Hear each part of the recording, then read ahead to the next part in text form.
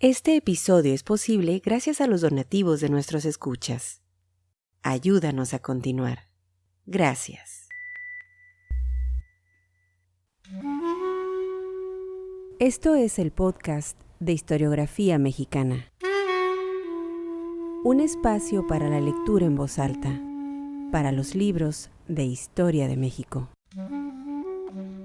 Conduce Pedro César Beas.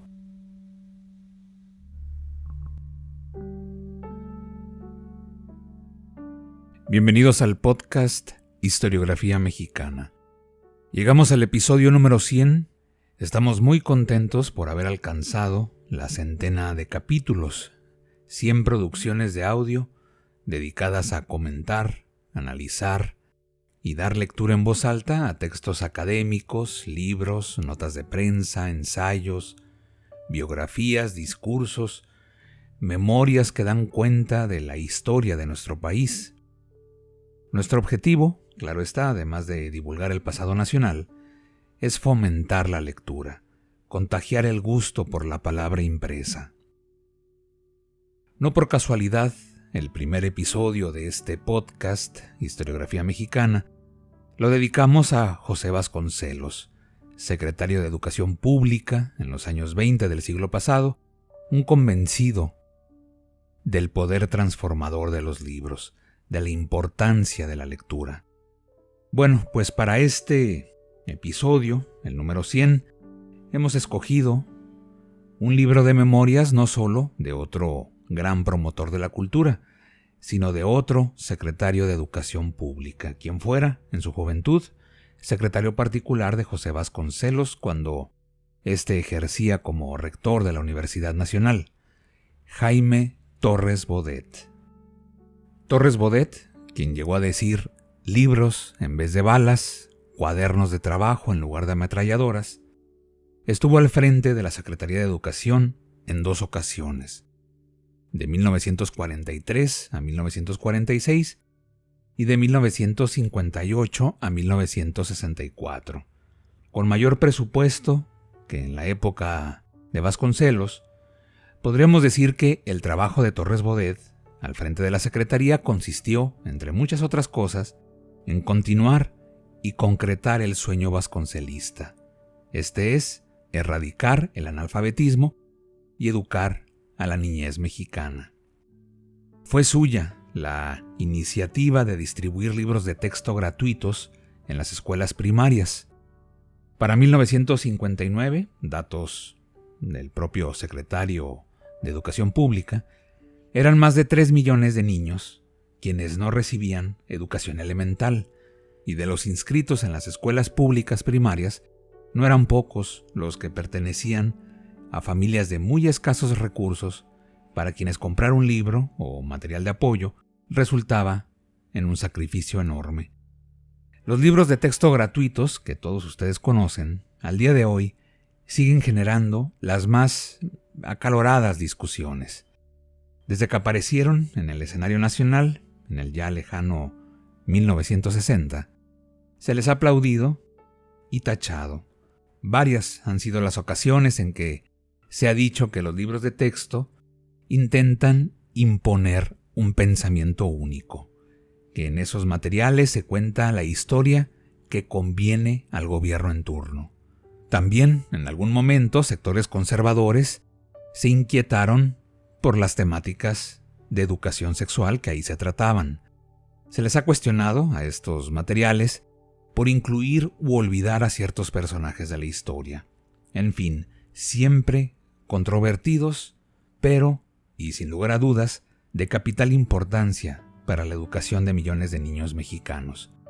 En sus memorias, las cuales fueron publicadas recientemente en 2 tomos por el Fondo de Cultura Económica, Jaime Torres Bodet dedica algunas páginas a enumerar los esfuerzos y las dificultades que enfrentó la Secretaría a su cargo para llevar a buen puerto el proyecto de los libros de texto gratuitos. En este episodio, el número 100, se dará lectura en voz alta a ese pasaje, pero antes vamos a leer las últimas páginas, las que dan cierre a las memorias del secretario de Educación Pública, un apartado que tituló a forma de pregunta Historia, Biografía, párrafos en donde quien fuera secretario particular de José Vasconcelos, secretario de Educación Pública en 2 ocasiones, secretario de Relaciones Exteriores, director de la UNESCO, intelectual y poeta, hace una introspección, echa la mirada a sí mismo y cuestiona si su paso por el servicio público, el haber formado parte del Estado, lo alejó de su pasión por las artes, en especial de la literatura. Sean bienvenidos al podcast Historiografía Mexicana. Lo saben bien, son ustedes, nuestros escuchas, quienes con sus desinteresadas donaciones mantienen vigente esta plataforma de divulgación de la historia contemporánea de México y de fomento a la lectura. 100 episodios, gracias a sus gentiles donaciones. No olviden visitar nuestra página historiografiamexicana.com y ponerse en contacto con nosotros. Estos son fragmentos de las memorias de Jaime Torres Bodet. Bienvenidos.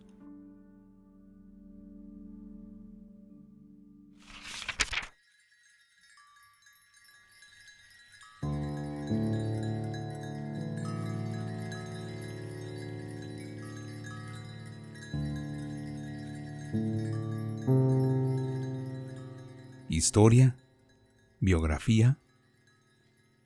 Al revisar los capítulos que preceden, me doy cuenta de que la historia en aquellos años fue para mí una forma profunda de biografía. Salvo en periodos de íntima pesadumbre, como al deplorar la pérdida de mi madre, el funcionario y el hombre formaron un solo ser. Se habla mucho ahora de escritores comprometidos. Se les elogia o se les acusa por subordinar su creación a los intereses de alguna causa política, económica o religiosa. Pero hay épocas en las cuales el escritor no se compromete por lo que escribe, se compromete por lo que hace o por lo que no hace, y no solamente en su calidad de hombre de letras profesional. Durante 3 años me entregué a mis actividades públicas con pasión. Sin embargo, en determinadas noches escribí algunos versos, los que me resolví a publicar en 1949. Curiosa, involuntaria, significativamente, el ser ocupado y preocupado, que después del trabajo se encerraba así a dialogar con su viejo yo, no hizo entonces sino sonetos. Una fuerza instintiva lo llevaba a sentir que otras formas, menos estrictas, le hubieran conducido a concentraciones menos compactas de su verdad. Le parecía urgente la concisión, y a su pesar, tuvo a la postre que comprenderlo. La concisión exige mayor rigor y más tiempo que la abundancia. 2 de mis amigos de juventud, Enrique González Rojo y Jorge Cuesta, habían ya desaparecido. Enrique en 1939, cuando me hallaba en Bélgica, y Jorge el 13 de agosto de 1942, en las trágicas circunstancias que sabemos. Gorostiza no estaba en México. Salvador Novo me veía poco. Solo Bernardo Ortiz de Montellano y Javier Villaurrutia me visitaban de tarde en tarde. Ambos, por distintas razones, me imaginaban prófugo de las letras. No se percataban probablemente de que el escritor puede seguir siendo fiel a su vocación, cuando más alejado parece de ella, siempre que ponga en lo que haga el mismo fervor que, en condiciones normales, dedicaría a escribir. Pero ambos, y sobre todo para Javier, resultaba yo el subsecretario de Relaciones Exteriores, un aficionado a la poesía, perdido entre expedientes, audiencias, discursos y técnicas diplomáticas. Confieso, en efecto, que la responsabilidad contraída con México, al aceptar el cargo para el que había sido designado, me acompañaba por todas partes, aunque sin distanciarme en ningún momento de mi voluntad esencial de ser. Me atormentaban, sin duda, el deseo de escribir con mayor frecuencia y la necesidad de leer textos que no fuesen tan solo informes, comunicados, noticias de triunfos militares o de derrotas. Pero sentía que, hasta en lo más aburrido de esos informes, en lo más incoloro de esos comunicados, en lo más precario de aquellos triunfos y en lo más amargo de semejantes derrotas, estaba tocando día tras día una materia poética incomparable, la de la vida, una vida en la que tenía el deber de participar y la oportunidad de ayudar, en la medida de lo posible, a quienes trataban de encauzar a los pueblos por sendas menos injustas. Jamás consideré mis obligaciones como las molestas tareas de un funcionario. Iba a mi despacho con el entusiasmo con que el artista va a su taller. Evitar un descuido, corregir un error, procurar descubrir un rayo de luz entre las enigmas que la política internacional nos planteaba en las horas más tenebrosas, fueron para mi espíritu en esos años un constante acicate y una fuente mágica de emoción. Conocía mis límites y también los de mi país. Sabía que era yo nada más un resorte, casi invisible, en la máquina administrativa del Estado, y que dentro de los elementos acumulados por las potencias beligerantes, México podía parecer un aliado endeble, aunque valioso por la dignidad de sus tradiciones y la nobleza de su intención. Precisamente por eso, porque mi acción resultaba poco ostensible, y porque no poseía el gobierno de la República ejércitos poderosos, cuidaba mucho de no proponer jamás actitud alguna que pudiese disminuir la autenticidad de nuestro futuro. Al principiar el mes de diciembre de 1943, nos instalamos mi esposa y yo en la casa en que residimos hoy todavía. La habíamos construido con tantos sacrificios como ilusiones. Sin embargo, mientras estuvo en obra, apenas si pude asomarme a verla algunos domingos para apreciar los proyectos del arquitecto y aprobar las iniciativas de mi mujer. La primera noche que pasé allí, tuve la impresión de reposar en un puerto incógnito. ¿Por qué rutas había llegado hasta su quietud? Recordé mi infancia. Todo había cambiado, en mí y fuera de mí. Desde los días en que de niño escuchaba caer, cual si fueran minutos en una clepsidra, las gotas de agua de la destiladera en el corredor de la vieja casa donde nací. Sí, biografía e historia se encontraban estrechamente enlazados en el tejido de mi existencia. ¿Dónde empezaba yo? ¿Dónde acaba el mundo? ¿No entraba éste en mi soledad cada vez que tenía que contestar a una pregunta súbita del destino? Y esa pregunta no me estaba entonces dirigida personalmente, sino, dado el carácter de mis funciones, al gestor anónimo, pero solidario de una humanidad perseguida por la desgracia y ansiosa por la redención. Así se aprende también a ser, no queriendo ser uno mismo impasiblemente en el egoísmo y en la jactancia, sino sabiendo que cada hombre vive para los otros y por los otros, pues cada acto que realiza como individuo no es nunca suyo exclusivamente, es de todos los que tuvieron confianza en él.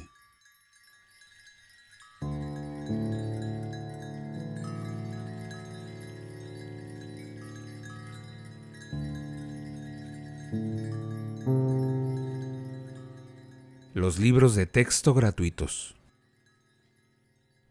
En febrero de 1959, tuve la oportunidad de obtener del presidente López Mateos una aprobación de la cual me siento todavía muy satisfecho, la que nos autorizó a editar y distribuir por cuenta de la Federación los libros de texto y los cuadernos de trabajo que recibirían gratuitamente todos los niños de las escuelas primarias de la República.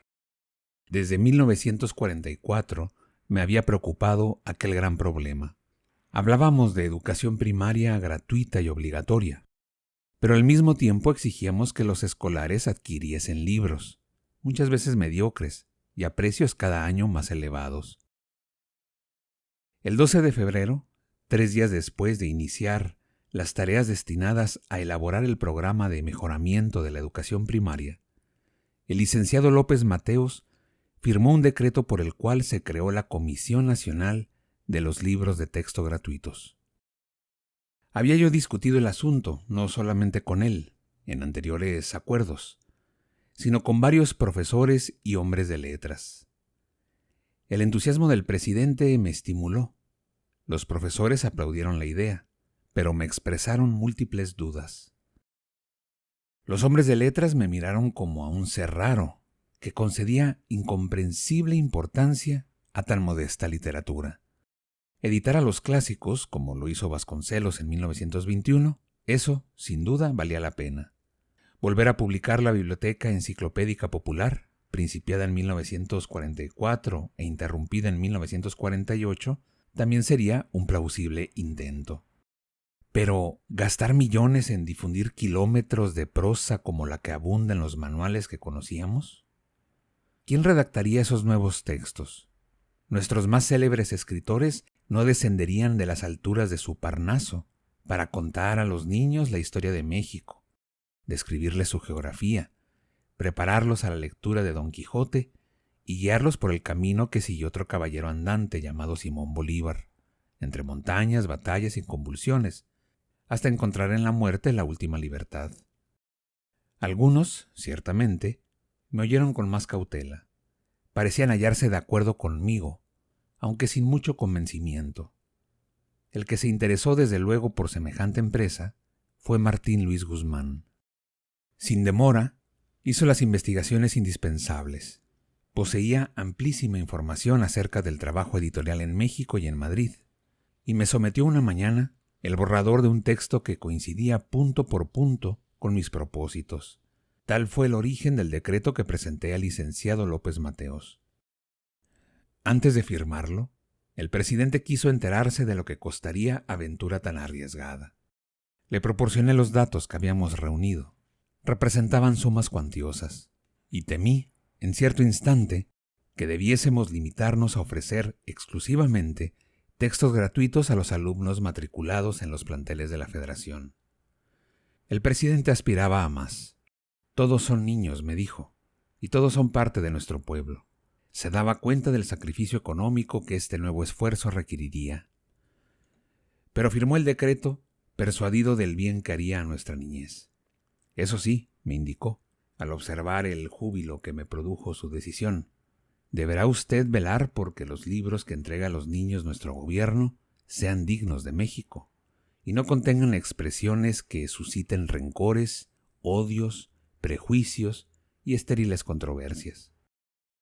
¿Quién presidiría la comisión? El licenciado López Mateos apreciaba mucho a Martín Luis Guzmán. Sin embargo, cuando le propuse su nombre, dudó un momento. Conozco todos sus méritos, me indicó, y lo admiro mucho personalmente, pero ha sido muy combativo. ¿No tiene usted a otro candidato? Le contesté que no. A mi juicio, Guzmán sabría hacer respetar el ideal mayor de su vida pública, el liberalismo. Inteligente, activo, extraordinario prosista y espléndido ejecutor, administraría muy bien una comisión difícil de establecer y más difícil de dirigir. El presidente aceptó mi propuesta y me autorizó a ofrecer el cargo al autor de El Águila y la Serpiente. No nos arrepentimos de esa elección. Martín Luis realizó prodigios, sin premura, pausas, fatigas, desalientos o inútiles arrogancias.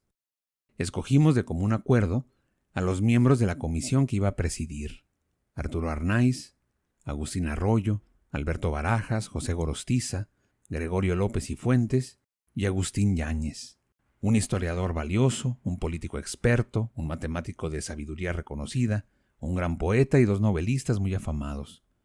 Por lo que atañe a los asesores técnicos, Martín Luis me pidió que fuese yo quien los propusiera. El presidente no se había equivocado al prever que la reacción acusaría al gobierno de partidismo por el nombramiento de Martín Luis Guzmán. Nuestro programa pareció sospechoso a muchos. En no sé cuál de sus ediciones, Excelsior acogió una nota de Pedro Vázquez Cisneros. Para el autor, la designación de Guzmán significaba tanto como poner la iglesia en manos de Lutero. A su juicio, nos habíamos equivocado muy seriamente. Y concluía, el bien común y el derecho de los padres de familia exigen que se vigile la obra de don Martín Luis Guzmán y que se tomen precauciones defensivas a su respecto. Ese disparo al aire no era sino el anuncio de un graneado fuego de batería. Por espacio de largos meses, fuimos objeto de la hostilidad de libreros y autores profesionales de obras de texto. En agosto de 1960, un grupo de profesores publicó en los diarios a plana entera una crítica acerba y en muchos sentidos injusta de nuestros libros. Les contestaron otros maestros, menos sumisos, sin duda, a la voluntad de lucro de ciertas editoriales. Días más tarde, escritores como René Capistrán Garza, Alichu Macero, Luis Garrido, Andrés Enestrosa, Francisco Monterde, Rubén Salazar Mayén, Jesús Silva Gerso, Alfonso Tejas Abre y Artemio de Valle Arizpe nos manifestaron públicamente su adhesión. Más persistente que la ofensiva de autores y de libreros, resultó la que iniciaron opositores sistemáticos del gobierno. Lo que se buscaba en el fondo era debilitar al gobierno electo recientemente.